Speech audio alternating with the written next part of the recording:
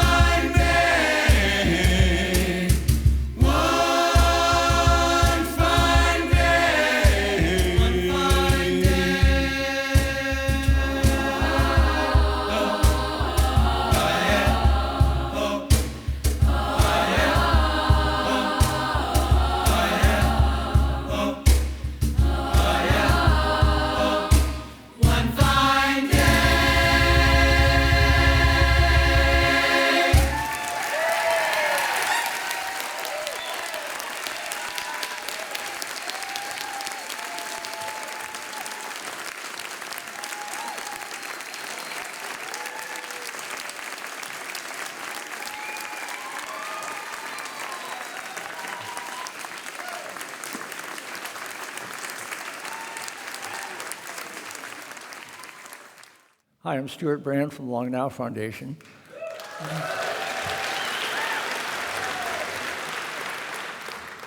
That song was basically co-written by Brian Eno and David Byrne.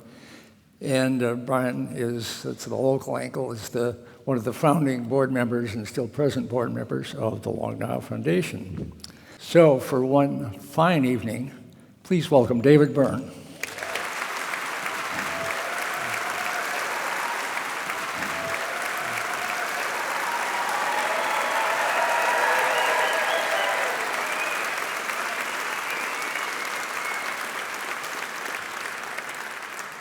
Thank you.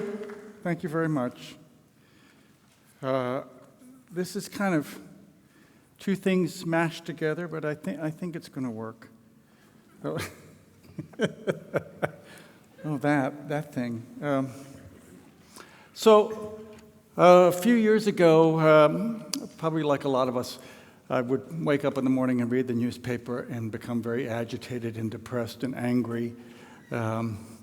And I decided to try kind of self-therapy, which was when I found something that made me feel a little hopeful, I would file it away in a little folder. And after a couple of years, I found that there was quite a number of things there. And I started calling them reasons to be cheerful. And it gave me, they got to be a little more organized. I realized that, sometimes I'd put things in there like I went out and heard some music and it was really great and it made me feel great. That, I thought, is not something that's going to help anyone else really that much. So I started editing things a little bit more, and I collected a lot of them and posted them when I could. Recently I realized I wanted to take it a little more seriously, so basically we have shut down me posting stuff, and I've hired some writers and editors and designers and this and that, and we're going to try and relaunch in August and do it a little more seriously and more regularly. But I'll give an example of some of these things, and then I'll segue into the second part. So this is one that hasn't been posted yet. This is about homelessness. And this man is Elijah Stevens, and he's in the music conservatory. He's doing quite well. He used to be homeless. This man is Pat Lawson. He's, obviously a bus driver, and he used to be homeless. This man is Amos Niate. He heads a construction crew in New Zealand, and he used to be homeless. This is the work of a woman named Carla Dickens in Australia, and she used to be homeless.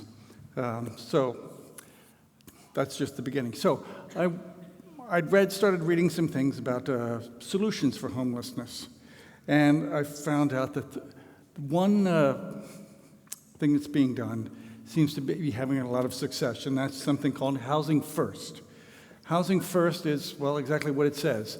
It says that you give people who are homeless, you give them a home. And then, by definition, they are no longer homeless. Okay. It doesn't end there, of course. As a woman who works in New Orleans said, you have to accept them as they are. If they're an addict, if their life is a mess, if they're drunk, sober, whatever, you take them as they are, put them in a place, and then, as she says, you wrap the services around them. You give them access to everything. So in this the Housing First thing, you don't expect them to fix their life and then you reward them with a home. First, you give them the home, and then that allows them to fix their life. Okay, so it's proved to be pretty successful. 9 cities in the U.S., including Nashville, have used this approach, and it has ended homelessness for veterans. 3 communities, including Bergen County, New Jersey, which I didn't know had a homeless problem, but they do. They have ended chronic homelessness completely, which is kind of surprising. Okay. Atlanta, homelessness is down 29%. New Orleans, down 90%. Finland is the only European country that has where homelessness is declining, and this is what they do. Okay, Utah is down 91% when they instituted this policy, this program, and then they decided to stop funding it, and it went back up again. Okay, so that all seems really good, but there's a little bit more. There are economic benefits for this program. Because homeless people are in and out of shelters, they're in and out of hospitals, they're in and out of police and jails, and there's addiction centers, and there's all kinds of other things going on. Once they have a home and they start to kind of get things together, then all those expenses that the cities and other places have start to go away. Regina in Canada saved $2.2 million when they instituted this. Finland is saving $18,500 per person per year using this program. And it was calculated that Los Angeles would save $33 million a year. Okay, so that is a kind of economic argument. You may think, or some people may think, that homeless people are just fuck-ups and they don't deserve to be just given a home. But no matter what your moral point of view is, whether they deserve it or not, it makes business sense. It makes good economical sense to do this for all of us. So this one, for example, this Housing First, seems to help us as much as it helps them. It helps the society as a whole. It saves us money. So it's hopefully being expanded. This kind of the economic effect of this program reminded me of another one, which is kind of, in a certain way, related, that there's a knock-on effect of something that, in some ways, that you wouldn't expect. University of Pennsylvania, I can do this. University of Pennsylvania did a study a few years ago of cultural institutions in New York City in the various boroughs. They looked at institutions like libraries and little dance centers and music things and all this kind of stuff. And they were looking mainly in middle and lower class neighborhoods. They weren't looking at Lincoln Center or the Museum of Modern Art or the Whitney or any of those kind of places. They were looking at and they wanted to see what effects those places had on the neighborhoods, besides just being like, it's a library, you can go get books. They found out that in those neighborhoods, the test scores of the kids went up 18%. Child abuse went down 14%. It's all in this thing. Crime went down 18%, and obesity went down 5%. Now, to me, that all makes sense, but I think to a lot of people, they would find that rather surprising that the crime rate is affected by libraries. But it is, and to me, that's great news. Okay, now I'm going to jump to one that's maybe a little more surprising, and probably the verdict's out a little bit, but it's a great story. These are people in a town called Cherán in Michoacán in Mexico. They're mainly, the community, the little town, is mainly indigenous people, and they have made their living off the forest that surrounds them. It's a kind of commons for years. But in recent years, illegal loggers were coming into the forest, and along with that, there were cartels and everything else. There were kidnappings and the things that come along with the cartels. The illegal loggers were taking half of the wood from the forest. So the townspeople were feeling kind of helpless. They went to their local elected representatives in the town and said, "Can you stop this? Can you do this?" And they said, "There's nothing." They were all in cahoots. They were all connected, and they said, "No, there's nothing we can do about it." So the people in the town decided to take a radical step. The women in the town, it's the women who decided to take the step. The women, early in the morning, before sunrise, blockaded all the roads that lead to the town and the forest, and they blocked these loggers coming in. How they didn't get killed, but the entire town then turned out to support them. So they began by stopping the loggers coming in. Then they kicked out all the politicians. They kicked out, they banned political parties.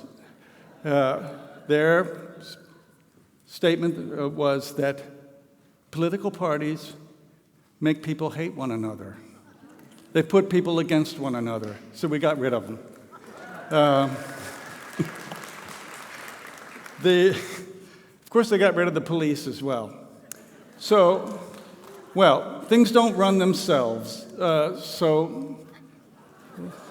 Yeah, the women had to train themselves how to use guns, and they formed some organizations. Campfire meetings were started to say, well, we need organizations to run the town. We need to do this. They eventually had an elected council that were selected at these fogatas, these campfires. And so far, it's doing pretty well. As they did before, the land, the forest where their springs are, that they live off of, and the wood and everything else, is shared in common. Nobody owns any of it. They all share it. They have a community police force, which is, as you see in the picture, crime, kidnappings, all those things, which used to be among the highest in Mexico. Michoacan has a high crime state. It really dropped incredibly. There's hardly any crimes. People feel safe. Women can walk around the streets at night and they feel safe.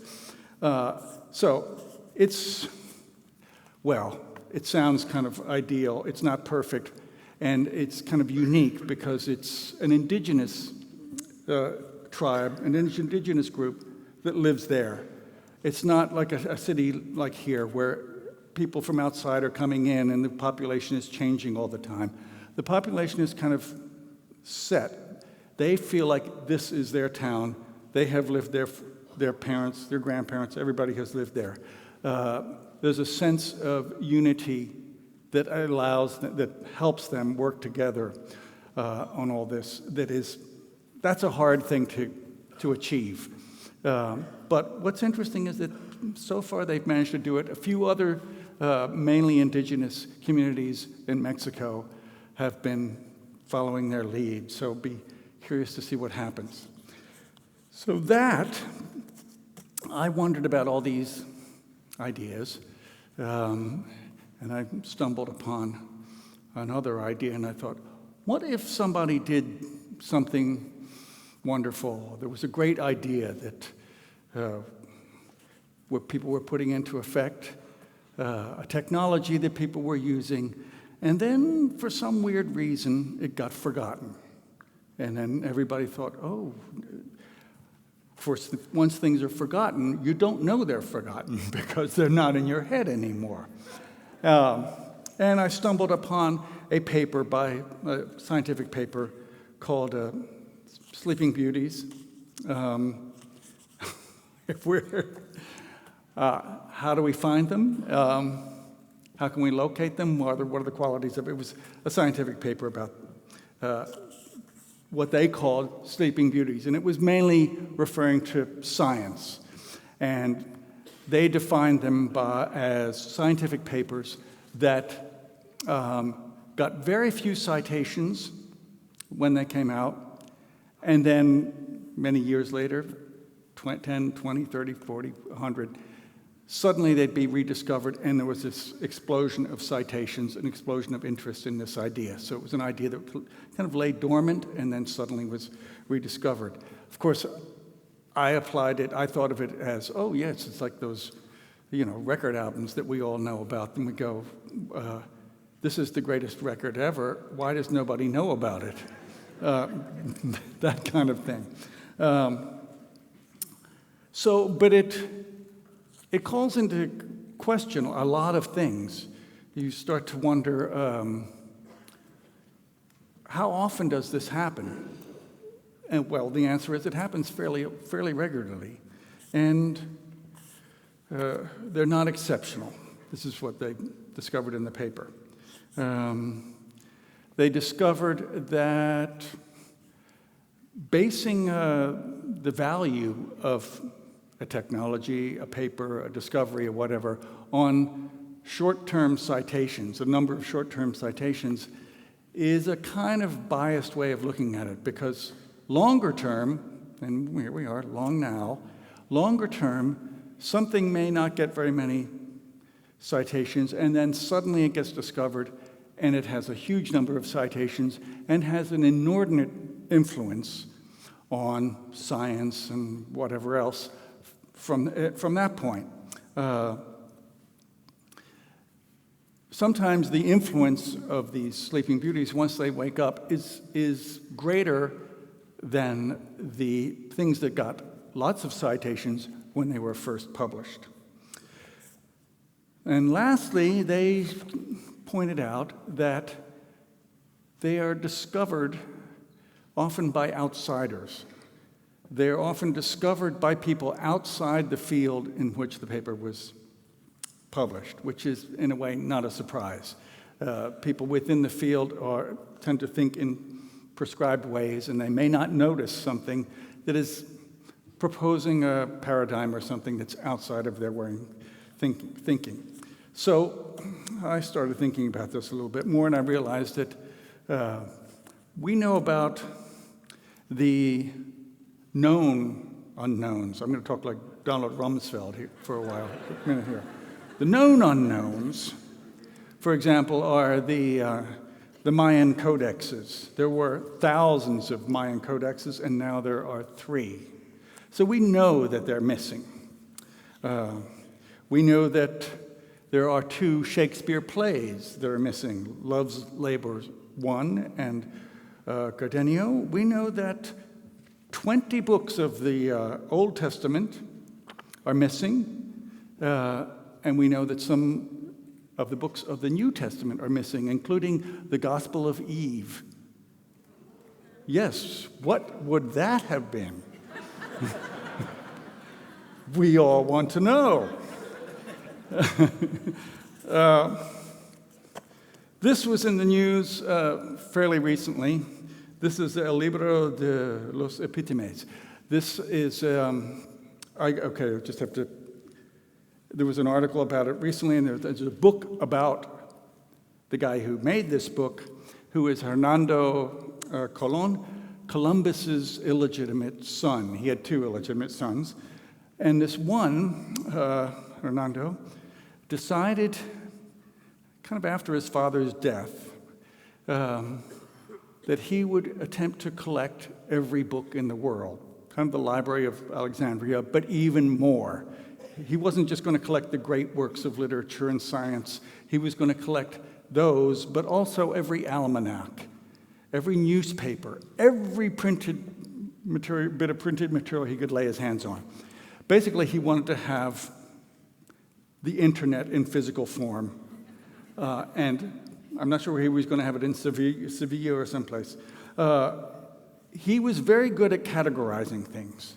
Of course, if you have that many books, he had at least 11,000, possibly 20,000. Oh, no, he had about, at least 20,000 books, it's estimated. 11,000 of those are missing, but we know they're missing. And only recently was this book discovered. This is the Libro de los Epítemes, which is the kind of the card catalog, in a way, the key to the other books. He hired other people to read through all the other books and make little summaries of them all. And this is what this is. This was lost for how many years? How many years do we know? well, this book was found in 2013 in Copenhagen, and it was 1500 or so when he started his library collection. So, 500 years or so. So now this book tells us what's missing. We don't know where they were, but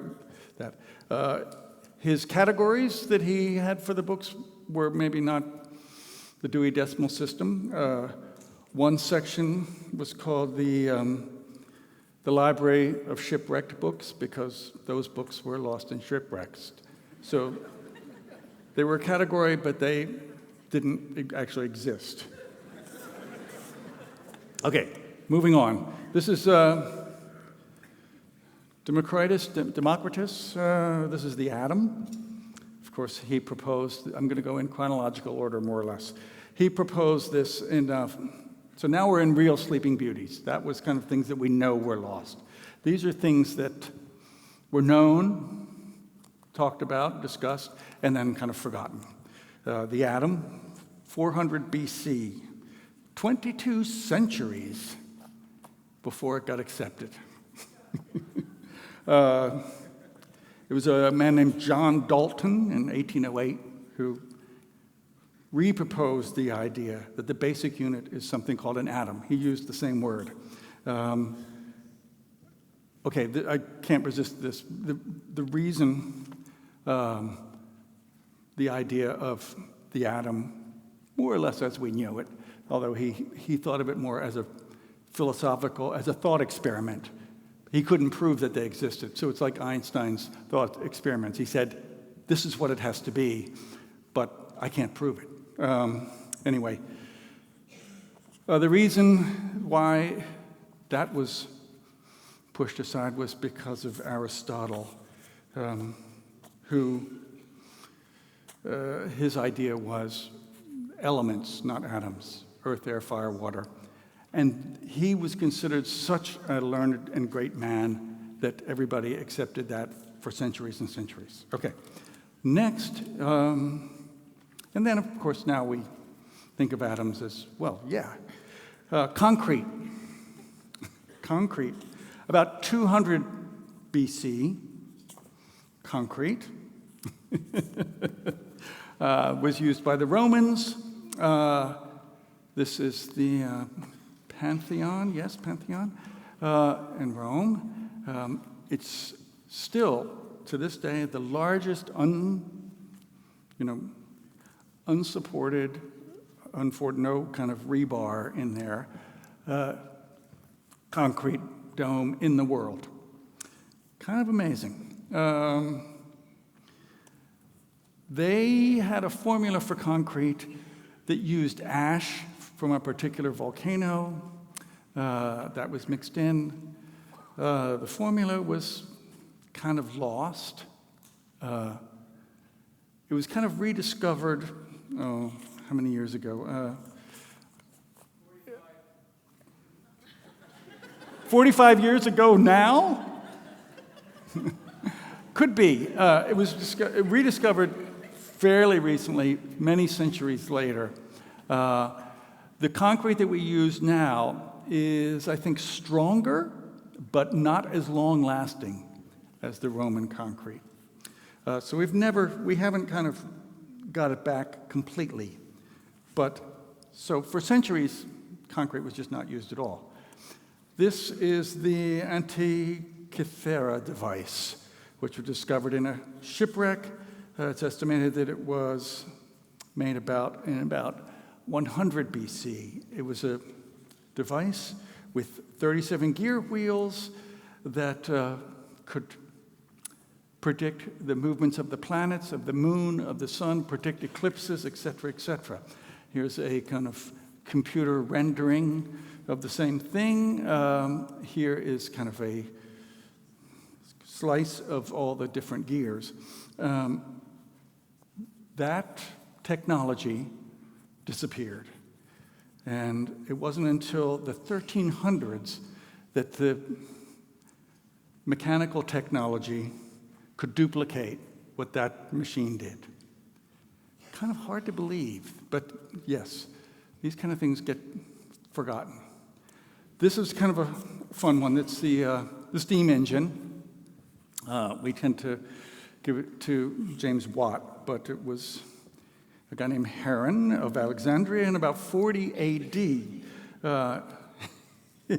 He's also known as Hero, depending on where you come from. So he made one like this, where the steam, he made a few different versions. He made one like this, where the steam is heated on, and basically the ball turns and the steam comes out the things. Okay, nice. But then he made one at a temple where a similar kind of mechanism exists underneath the temple, and when it turns, it's attached to ropes, and the ropes magically open the door to the temple. So now the steam engine is actually doing work. Okay, he did other things as well. He made the first vending machine. You'd put a coin in, I think it might have been in the top, and it dispensed holy water. Okay. He also made the first wind-driven machine, which, of course, played a musical instrument. It played an organ. Okay, so someone on the internet, of course, said, well, they had all the technology. They could have had trains or cars run by this steam engine at that point, but they didn't, which is that's probably another story.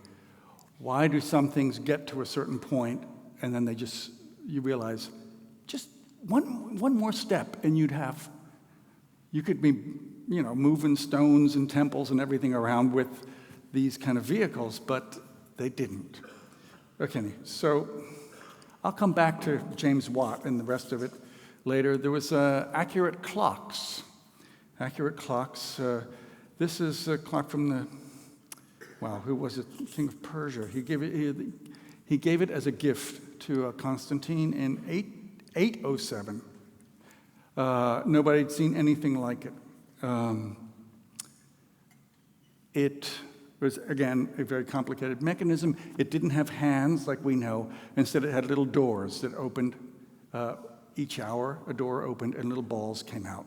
So the balls dropped down and hit like a little gong. So not only could you tell what time it is by seeing how many doors were open, but it would announce itself with these little gongs.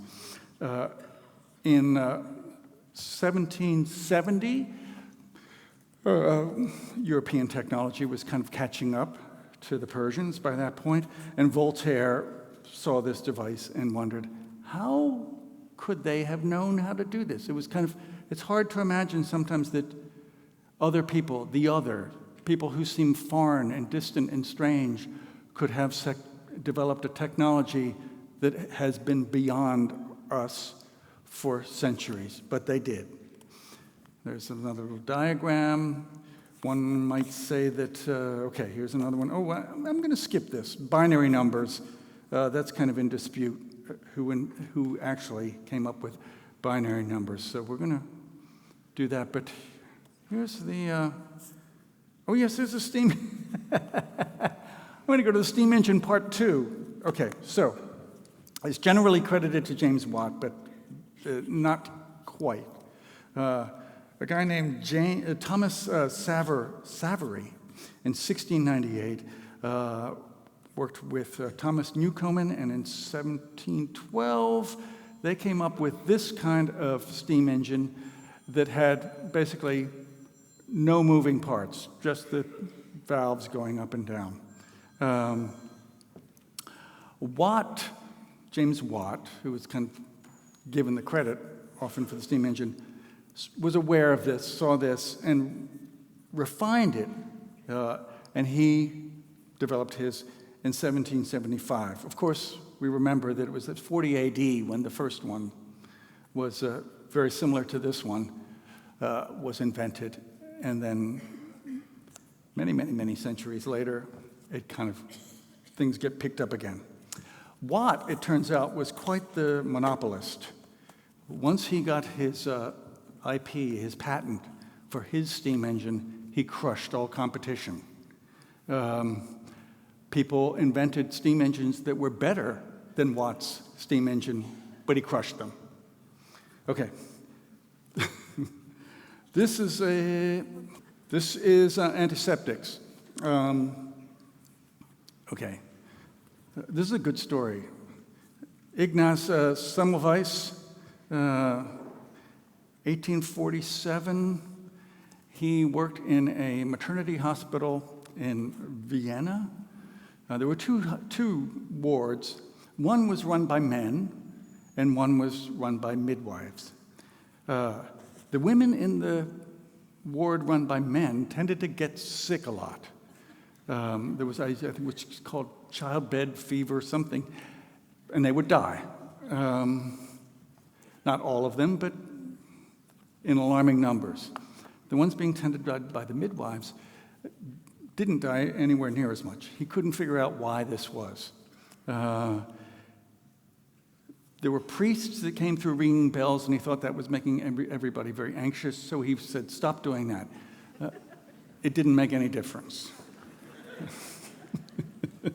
There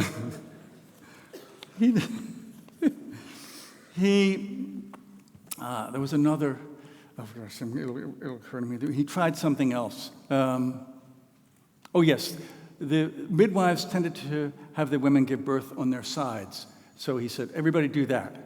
And that didn't make a difference either. Then he noticed that the male doctors were also performing the autopsies on the women who passed away. And then they'd go back and kind of deliver more babies. And he thought they might be on their fingers carrying what he called cadaverous particles. Germs. The idea of germs had not come into being yet. He wanted to kill these cadaverous particles, so he developed a kind of carbolic, his was a kind of chlorine wash. That's him washing his hands with chlorine. And it worked. It worked. But the doctors didn't like the idea that they were being, it was inferred that they were dirty, the doctors. They didn't like this. Doctors at that point used to wear smocks that were splattered with blood like butchers, and these were badges of honor because it showed, like, this is what I do. They reverted to the old practice and stopped washing, and the deaths went back up.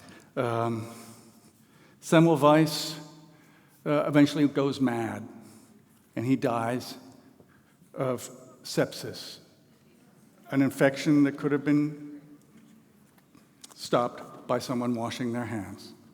Okay, so then it goes to, things that are a little bit more well-known. Pasteur does his paper in 1867. That's about 20 years later, the germ theory. And Joseph Lister in Scotland and in Glasgow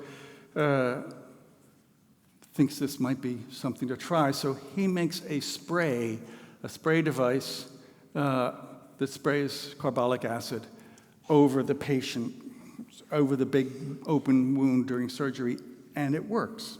It works. It lowers the deaths considerably. He was also mocked at scientific gatherings. The British medical publication, The Lancet, in, about 5 or 6 years later, officially warned doctors from following Lister's spray things. And so it fell out of favor, but some people believed in it. In 1902, this is about 30 years later, Lister has retired. The King of England, Edward VII, has an appendicitis. He has to have surgery, and there's a very strong risk that he will die. The doctor who's going to operate on him believes what Lister has done, he gets in touch with them, and Lister instructs him step by step. This is what you do. He does it. The king lives. And that's kind of, the word gets out. This technique saved the kings. This is 1902 now. Okay. Now we're moving on to, this is, oh, I skipped something. I skipped genetics.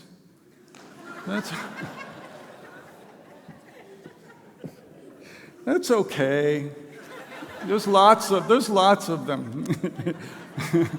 Gregor Mendel, of course, came out with his idea of, well, he didn't call them genes, but he knew there was something in there that was changing plants. And this was 1866. And it was not accepted for about 34 years. And the reason it wasn't accepted, at least in some things that I've read, was really interesting. Darwin gets the blame for genetics not being accepted. Darwin's theory came out just before this, and Darwin's idea that evolution, change, happens really, really slowly, incrementally, in tiny, tiny steps. Mendel, of course, said, no, you put the right genes there, and this one that used to be, a red pea comes out as a white pea. Just like that. It changes from this to this. And Mendel was also saying it's the same species. It hasn't changed. Because one is red and one is white or whatever, that doesn't mean it's a different species. And everybody was enthralled to Darwin at the time. So for about 34 years, that was not accepted. And then gradually a group of scientists repeated Mendel's experiments and said, no, he's right. Dark matter. Oh my God. Okay. Dark matter was proposed by Lord Kelvin in 1902. Yeah. In 1933, Fritz Zwicky began to see of course, no one believed him, Kelvin. In 33, Zwicky said, I'm starting to see a conflict between, of course, galactic motion, the motions of the stars, and what we think the gravity should be. There's something missing. He said, I think he might have been right. The idea was resisted until the 60s, and now, of course, we all realize that only 4% of the universe is visible to us. The rest of it is dark matter and dark energy. Einstein, it's a really famous one, Einstein's paper on quantum was done in 1935 and ignored more or less for 60 years. He said the paper was, did I write it down? No. The paper was about, he doubted that quantum theory was a complete description. And in 1994, it was kind of resurrected, taken seriously. Okay, well, I'm going to skip some things. Asperger. Okay. He was, yeah. Oh, God. I mean, it's sad that what. Okay, Asperger is pretty well known now. He called his charges the little professors, and he believed that these kids with extraordinary abilities were in various ways of benefit to society. Hitler killed them all. But the idea now has kind of begun to be resurrected. This is on the picture is Hermann Minsky. 1974, he proposed an economic theory that said that stability begets crashes. That when things are going well, the banks start to lend because everything's going better and better, and people are going to be able to pay it back. I could go on, but you get the idea. Things get more and more precarious the better they are. inevitably it crashes. Nobody wanted to hear this.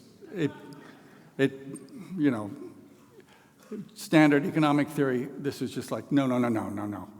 When things are going wrong, they're doing well. So, of course, 2007, everybody starts to go, wasn't there that guy that kind of was talking about this and why this happened? Yes. Okay, so now I'm going to quickly go into the arts a little bit. This is a painting by Bruegel. Bruegel was very popular, quite popular when he began to paint. And then at some point, he was considered a peasant. He didn't go to an academy. And he painted, peasant rituals.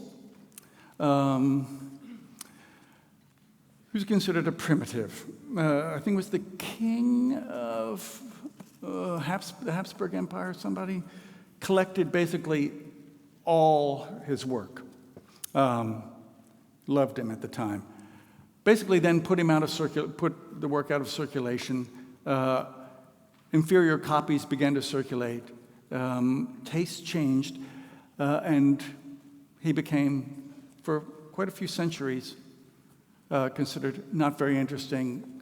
The emperor began to sell off the pictures, and now they're scattered all over the place in museums everywhere. But it wasn't until the early 20th century that people began to look at his work and see a connection with modernism. They saw that Bruegel was painting the world of ordinary people, and somehow this connected with seemed like a very modern idea. And so he was kind of resurrected. This is, some people will know who this is. This is Hilma af Klint.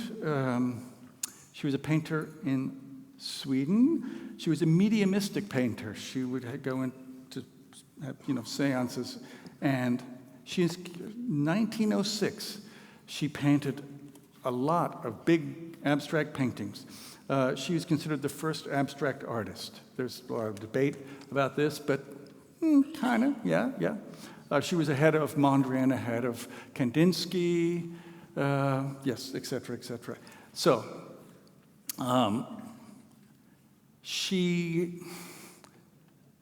there are aspersions cast on her. Partly, one might say, maybe because she's a woman, maybe.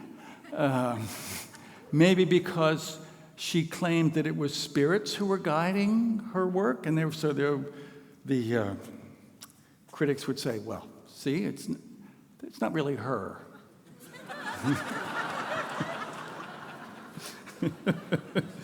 So, when it's about some things happened in her life, some unfortunate things. She adored the work and the teachings of Rudolf Steiner. Steiner came to see her in Stockholm and looked at her work and disapproved of it. She had been showing some of this work, not these giant ones, but she'd been showing some. So that and the kind of lack of understanding of the work that she was doing, she decided that her time was wrong.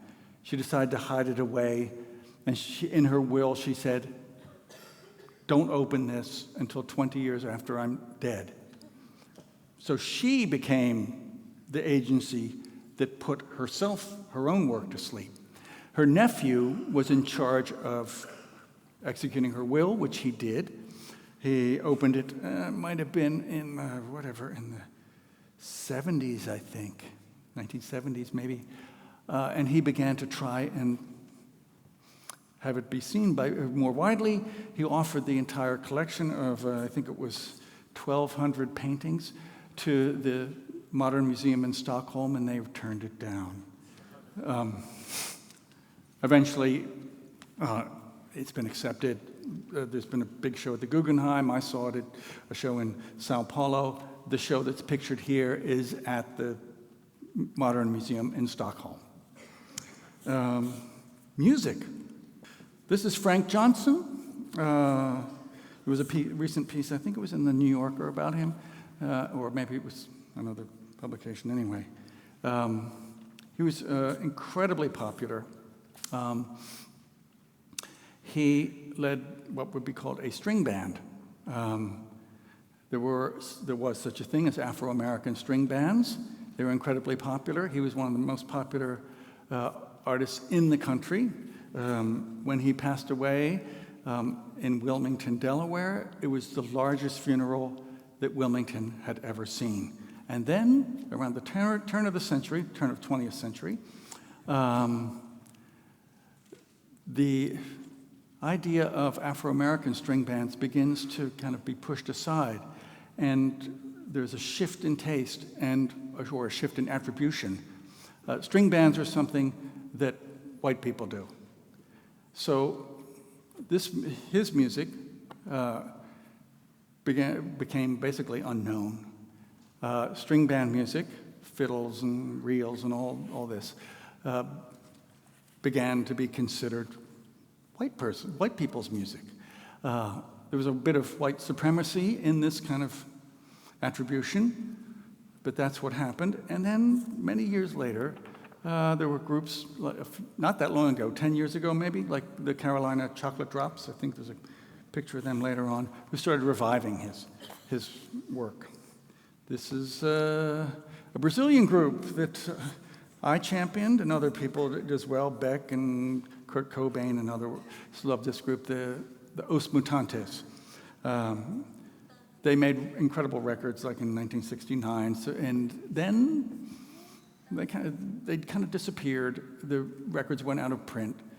People in Brazil would tell me about this amazing group and how inventive they were, but of course you could not get the records anywhere. And then, yes, maybe 25 years or so after that, there was reissues in Japan, and my little label did an issue of some of their things, and it became fun. So these things come back to life. The Velvet Underground, as Brian Eno said, they only sold a handful of records, but everybody who bought a record started a band, which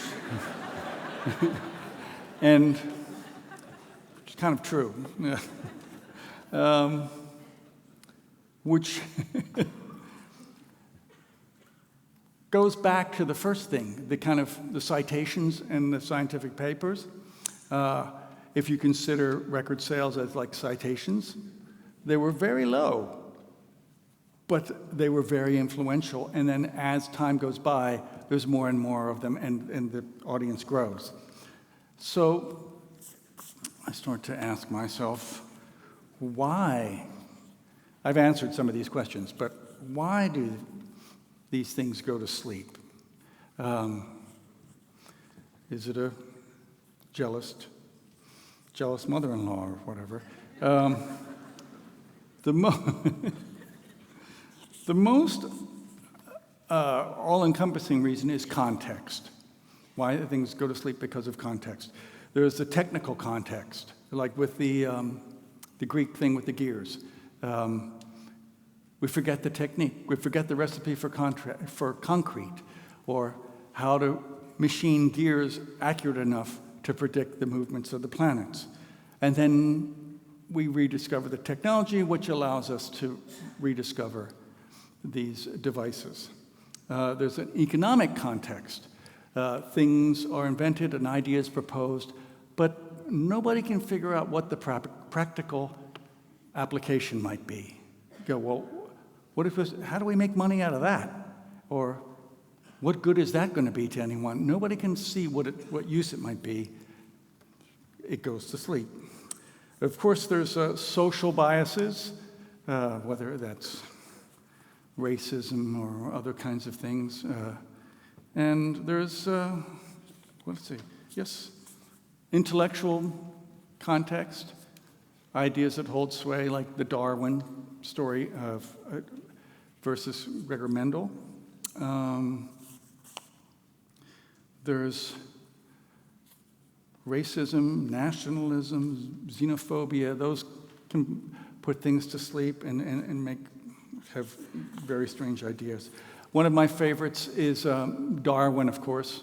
withheld his own book, Origin of the Species, partly because part of the story is that he suddenly published it because he realized Wallace and others were going to publish their versions, and he had to get his out. But it was also because of his wife, who was a deeply religious woman, and he loved her very much, and he knew that his book would be very, very disturbing to her, and it might break up their marriage. And so he withheld it for a number of decades. Language, communication, things are the clock mechanism in Persia that Europe seemed to be completely unaware of. Scale. Things like the concrete.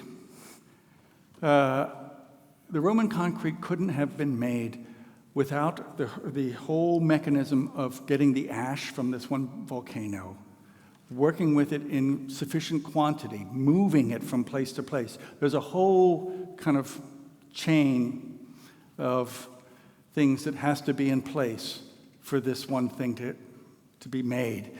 And once pieces of that chain fall out, it can't be done anymore. The formula is forgotten. Okay. Why do they wake up? I ask myself. Well, I've answered some of those too. One of them is a paper about let's see, people look, oh my God, I wrote it in some sort of poetic thing. It says, look nearby, which is true. People look as something close to something else, and they go, oh, look at that. Another one is help from a friend. Help from a friend. So, for instance, someone champions, like Hilma's nephew, or others, where someone is a champion of an idea. Someone doesn't drop the ball and goes with it. Someone, as I said, someone looks elsewhere. So rather than someone in one discipline, it's someone in another discipline who looks and goes, that's an incredible idea. I can maybe apply it to my own work, to my own kind of area of expertise. There's a reputation gets reassessed. That's easy to understand. Oh, this is a fun one. Weather. I was reading about the Little Ice Age, which took place in 1500 to like 1700, I think. It devastated European agriculture. As a result, according to one writer, the Europeans were forced to expand their point of view, expand their trade, etc., because their own fields were failing. And by doing so, they came into contact with other ideas, other technologies, and other ways of thinking. And you can kind of give credit to the weather. What else do I have in here?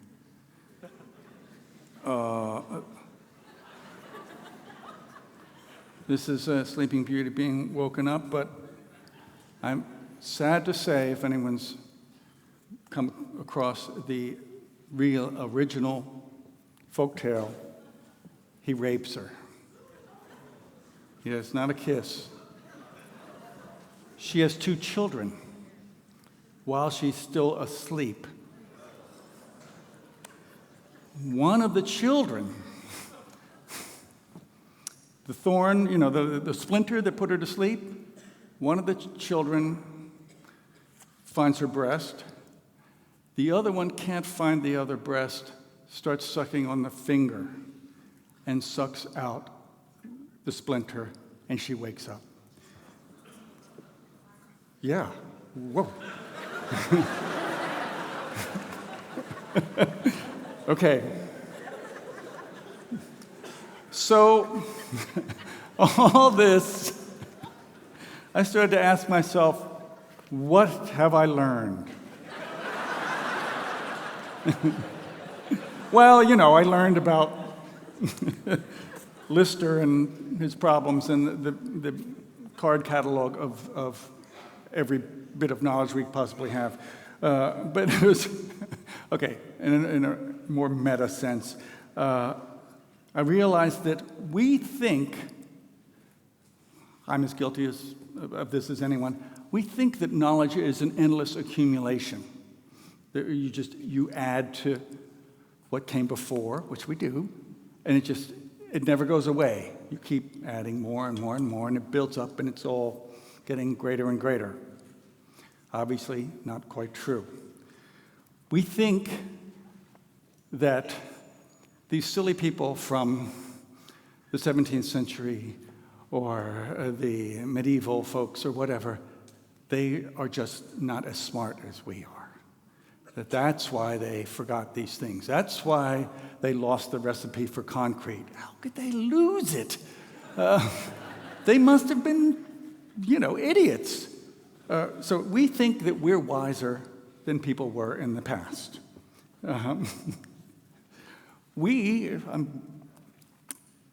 As Donald Rumsfeld would say, these are the unknown unknowns. When something is forgotten, we're unaware that it exists. So we have no knowledge that, we lost the recipe for concrete.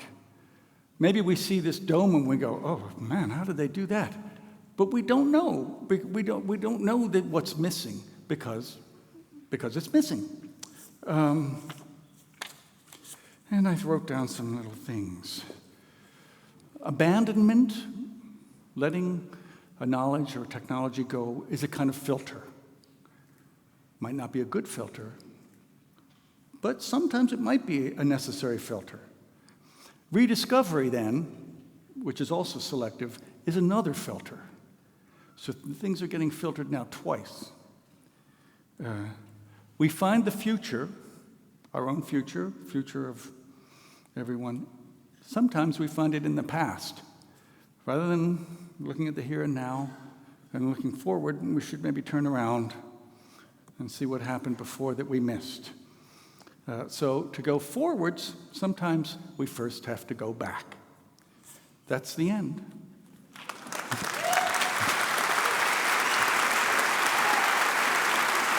All right, I ran over a little bit, but I'm sorry. That's great. Let's sit.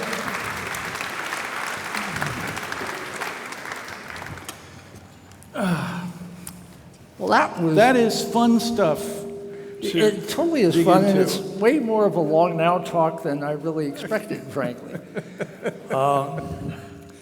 And some colleges are now dropping history from their curriculum.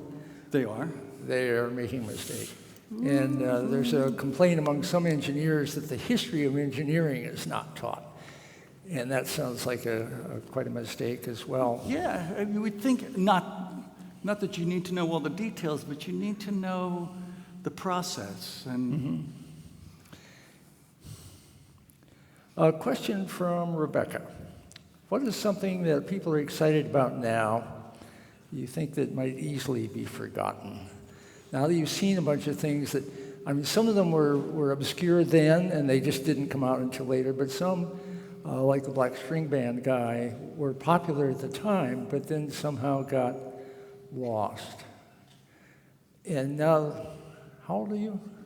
I'm in my late 60s now. Okay. You've probably seen a few things that have gone through that cycle. They were popular.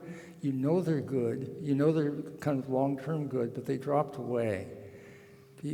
Any examples of that come to mind, or a sense of how that works in modern times? How do these things get lost? My mind's going blank. Do you have anything? Is somebody going to yell something out? Maybe we'll get a question coming up. Yeah. But it's something to bear in mind. What is the process now? Because one of the things you were looking at is at various times the mechanisms of forgetting, the filter that was applied was different. at the time. And one of the things that occurs to me is now, maybe with social media, maybe with the fact that books don't go out of print anymore, that there's more stuff being looked at by more people with this kind of discerning eye, discerning ear if it's music, that may give more of a chance for things to bubble back just because there's such a wide range of search going on. Used to be that just a few people could search. Mm-hmm. Now, in a sense, everybody can.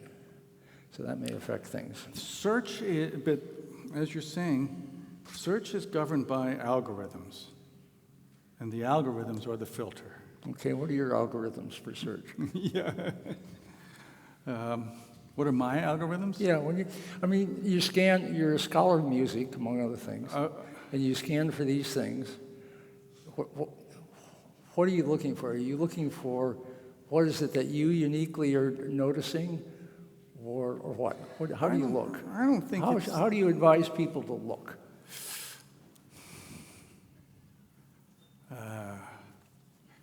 There's something that catches my attention or interest in the first place, and that's the part I don't completely understand, and then I tend to follow that down the rabbit hole. I'll follow links, or if there's a name that's mentioned, I'll go, okay, who is that? And then I'll... So you actually spend time online going down rabbit holes? Oh, for God's sake, yes. Yes. How much time? But it's. But then I end up with all these little stories, and I go, these are incredible stories. I'm going to tell my friends some of this stuff. It occurred to me one thing that would be good to know is at the beginning you were talking about the good ideas or the reasons to be cheerful. Is there an online version of all that people can discover? Not yet. We hit the pause button.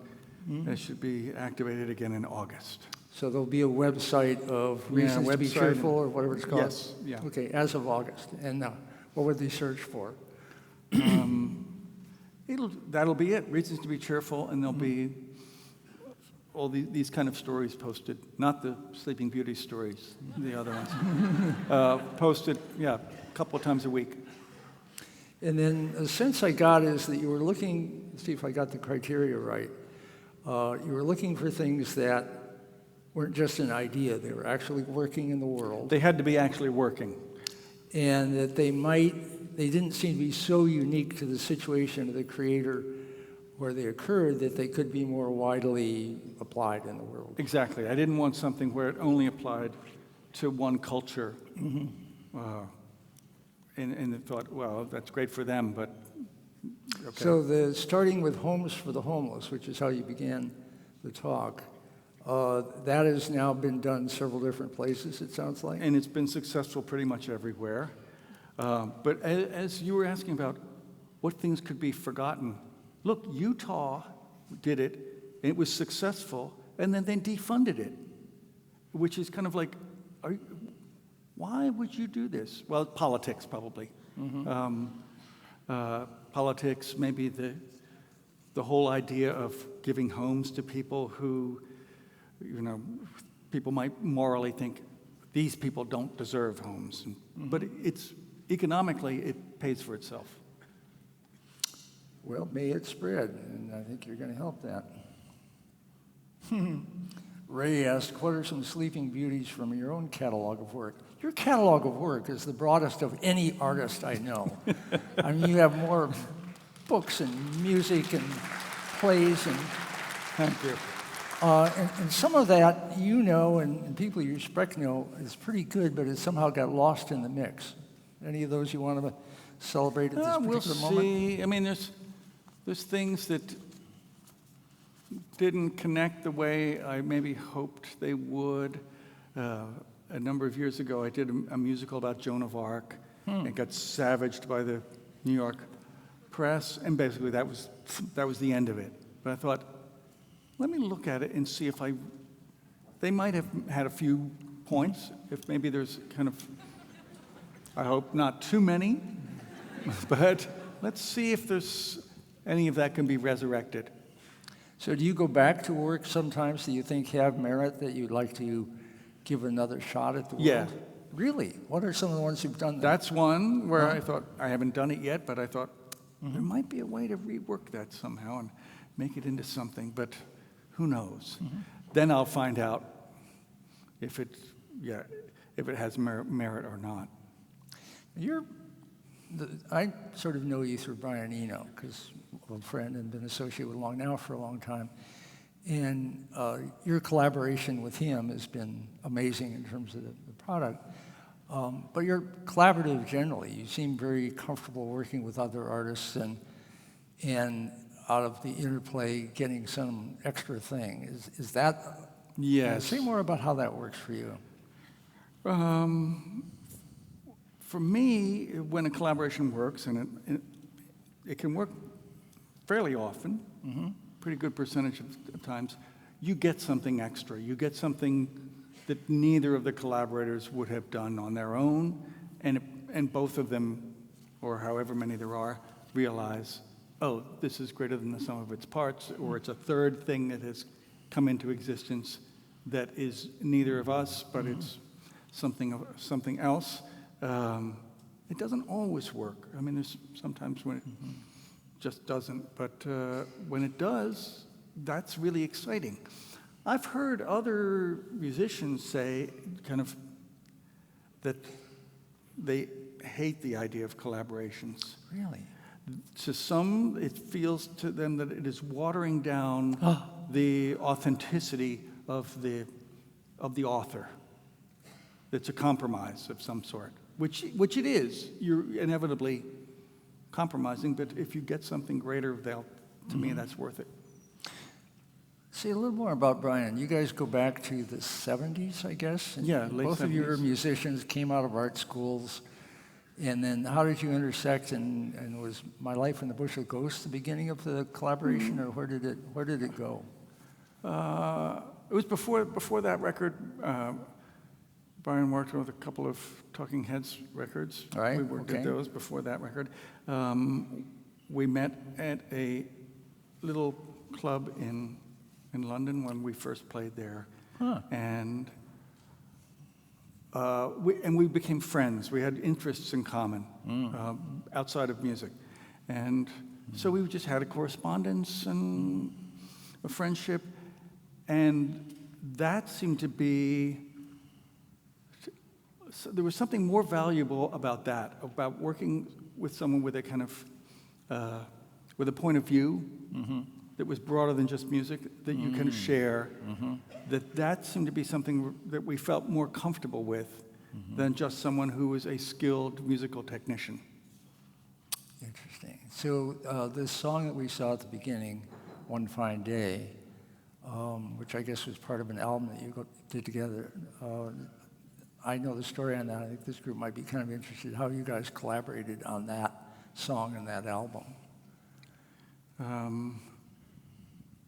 It was That was an album for a few years ago, and Brian had musical tracks, music, but very, very little words and vocal melodies.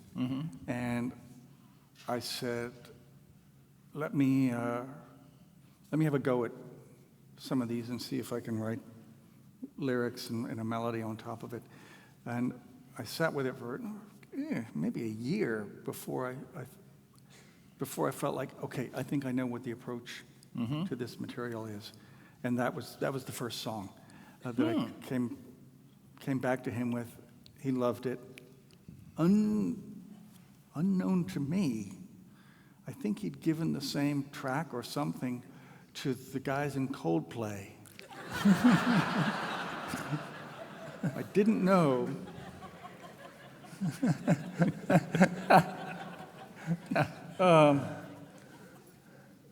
But I think, generously, I think he played what I'd done to them, and they said, no, that's it.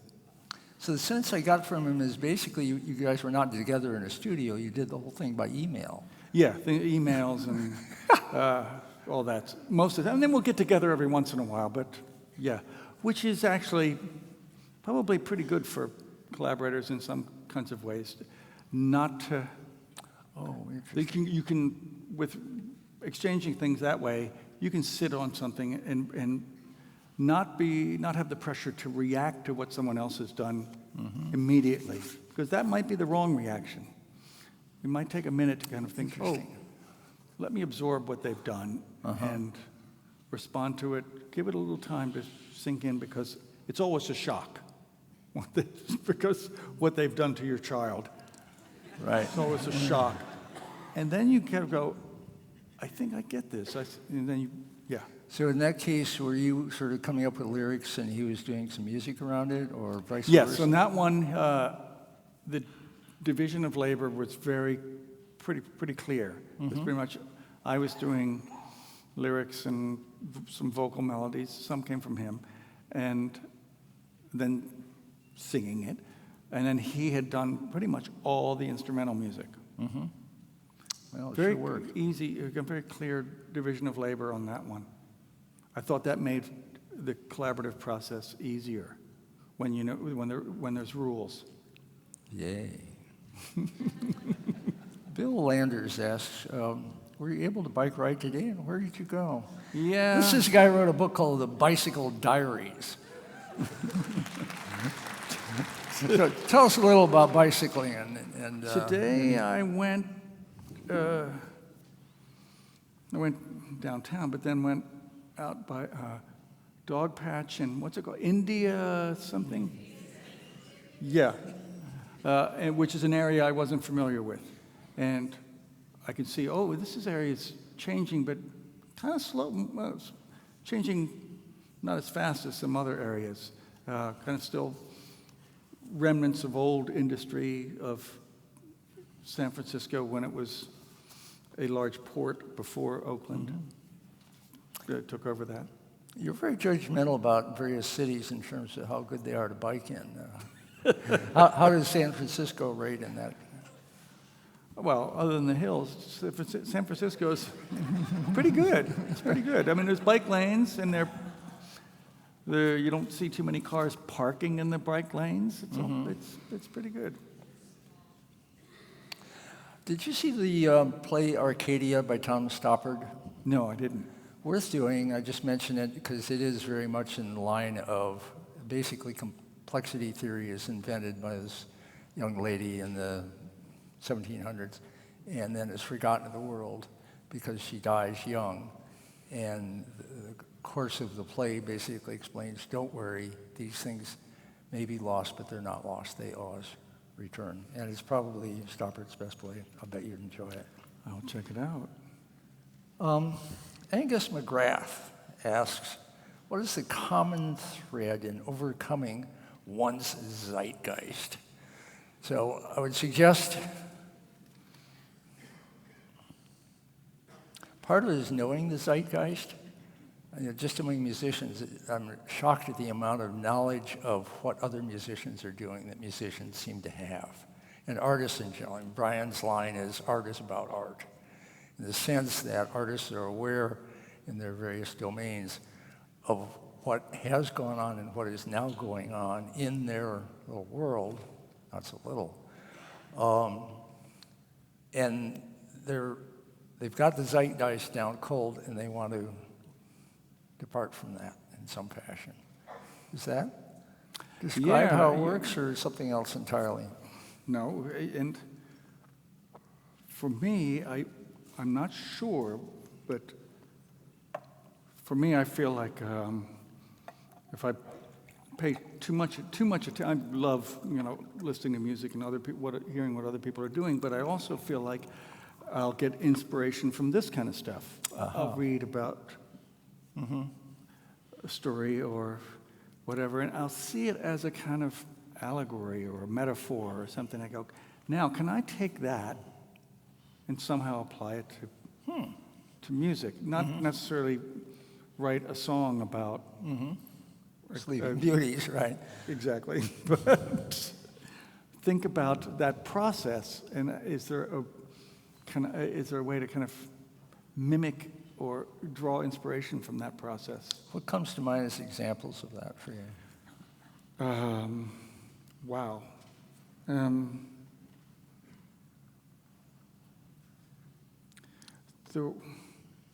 An idea that came from elsewhere that became Well, okay, I something can you think of did. one thing that some years ago,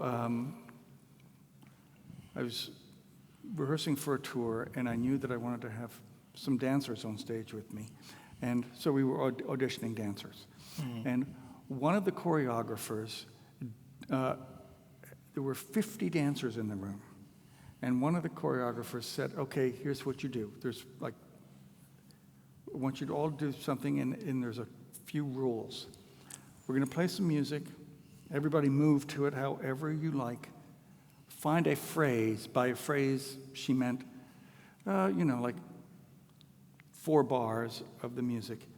Find that and make your own movement that goes with that. If you find something you like, repeat it. Because that was the first rule. The next rule was, as you're doing that, you're kind of looping your movement. Look around you, and if you see somebody else doing something better than what you're doing, switch over and do what they're doing. Oh my God. And the third rule was, when everybody's doing exactly the same thing, it's over. It took 4 minutes for 50 people to all be doing exactly the same thing. Was it pretty good?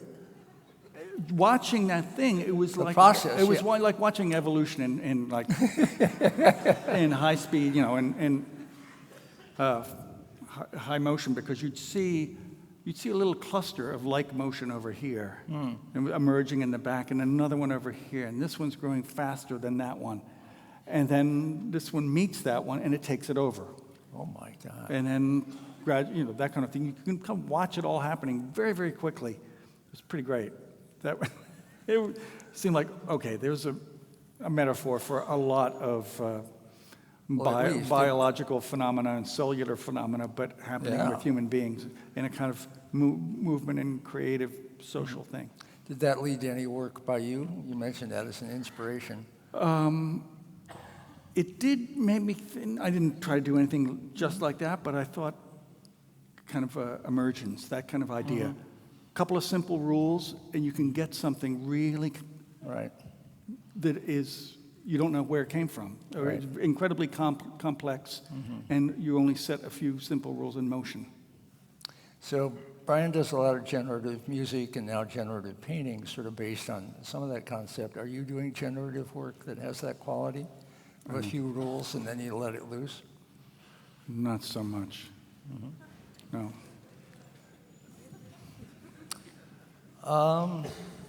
Eve herself Are asked, you the Gospel of Eve? gospel. I was sitting here with Kevin Kelly, who's a hard-over Christian, and I was sort of saying, "Do you know about this?" And he said, "No." So what's the Gospel of Eve? I don't know. It's missing. Are we entirely sure you didn't just make up that? Because you could make up anything that's Yes, missing, I could have made right? up anything. I could have made up anything, and who would say, "Oh no, that's going too far"? So Eve says, in beautiful, clear writing, is there anything that would be beneficial to forget? And in a sense, do that, but also looking at, just in sort of the current context, with everything that once it becomes digital sort of doesn't disappear the way it used to. And are the things that you consider would be beneficial to forget? That's the filter that should be applied. And what is the actual way that things can be forgotten now? Now, it's one of the functions of fashion is to constantly say, pay no attention to that because that was last year. Now, this year we're all paying attention to X. And fashion is constantly trying to bury things. But is that the only way things get buried?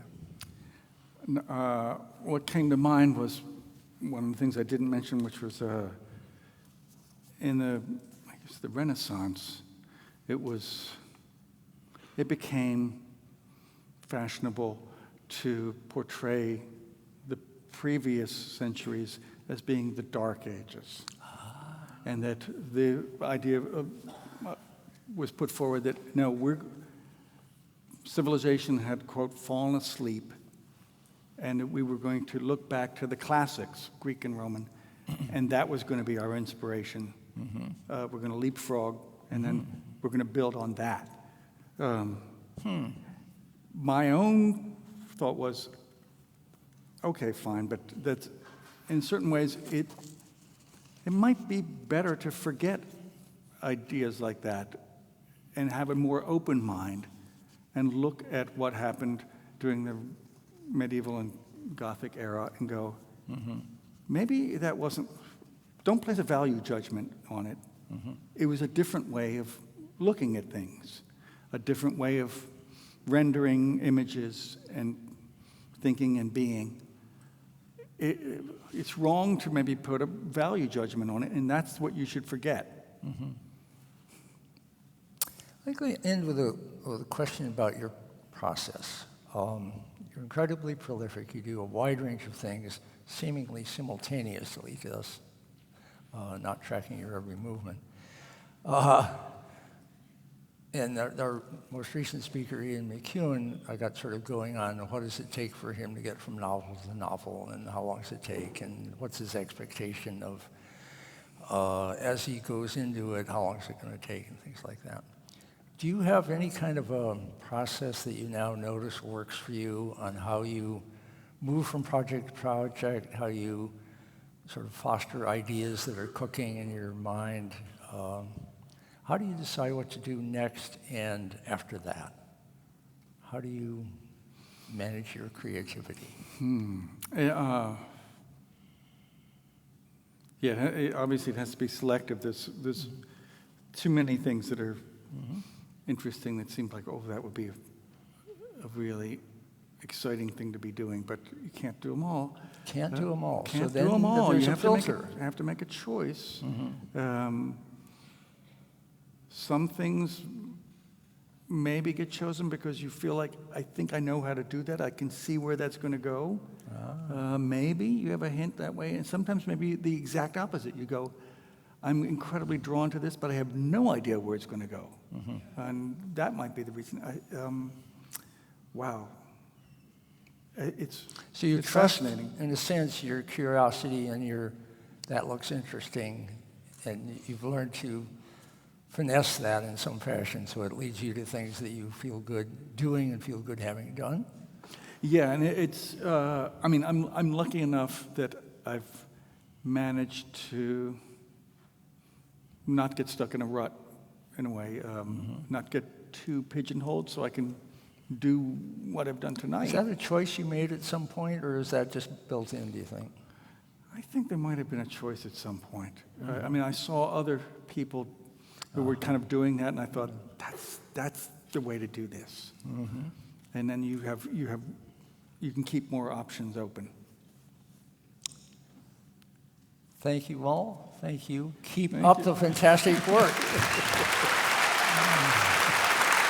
Thank you, Stuart.